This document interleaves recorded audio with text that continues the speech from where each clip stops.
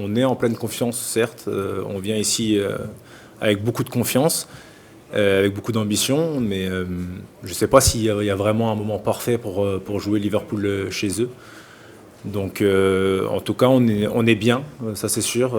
Mentalement, on est bien, on sort de 2 victoires, ça on ne peut pas vous le cacher, mais on se serait préparé aussi de la même façon si on avait perdu un match avant d'affronter Liverpool. Donc ça, pour nous, ça change pas énormément de choses.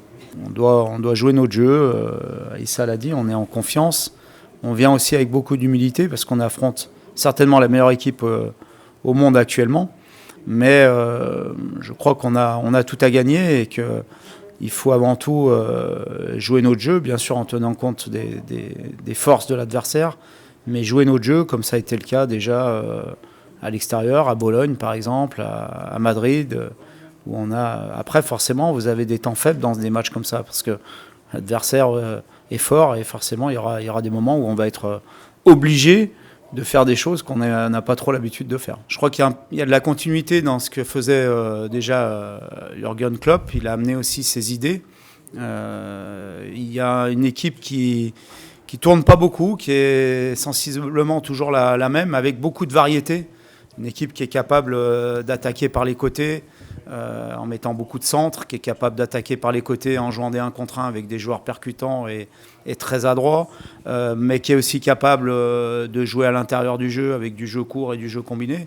Bon, c'est pas pour rien que c'est une équipe qui n'a perdu que 2 matchs depuis le début de saison, toutes compétitions confondues, qui caracole en tête de la Première Ligue, et on sait la qualité de ce championnat, qui caracole en tête de la Champions League, qui a encaissé qu'un seul but dans cette compétition. Donc c'est une équipe complète forcément.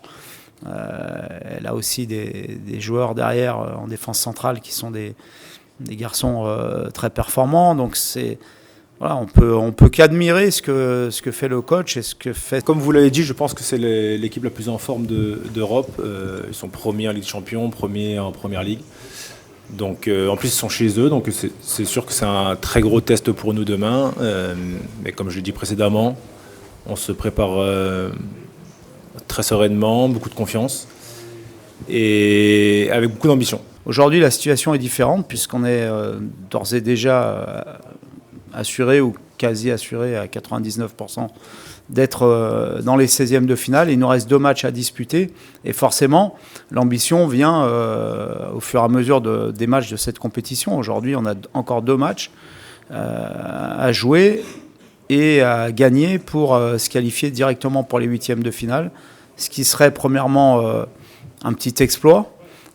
Et deuxièmement, ce qui serait quand même bien aussi pour notre calendrier, qui est un calendrier démentiel depuis début août, et ça nous éviterait 2 matchs supplémentaires en février, ce qui ne serait pas trop luxueux. Par contre, on a un retour, celui d'Ethan Mbappé, qui est de retour dans le groupe. Donc c'est une bonne nouvelle. Merci. Oui, Angel a eu un petit problème avant la trêve, donc il a nécessité 4 semaines d'arrêt. Il a besoin de retrouver du rythme. On enchaîne beaucoup de matchs, des matchs très très intenses, donc c'est vrai que c'est pas facile. L'équipe marche bien aussi, mais petit à petit on l'intégrera pour qu'il retrouve le rythme des matchs, et peut-être que demain ce sera le cas. Si je dois jouer arrière droit ou central, c'est pas les mêmes profils, attaquants ou excentrés, donc on fait le travail avec le staff, individuellement aussi, pour savoir contre qui on va jouer. Et il y a des joueurs un peu plus rapides, d'autres plus techniques, c'est différent, mais c'est pas propre à l'équipe de Liverpool. Je pense que toutes les équipes ont des joueurs différents à chaque poste, et même des joueurs différents au même poste.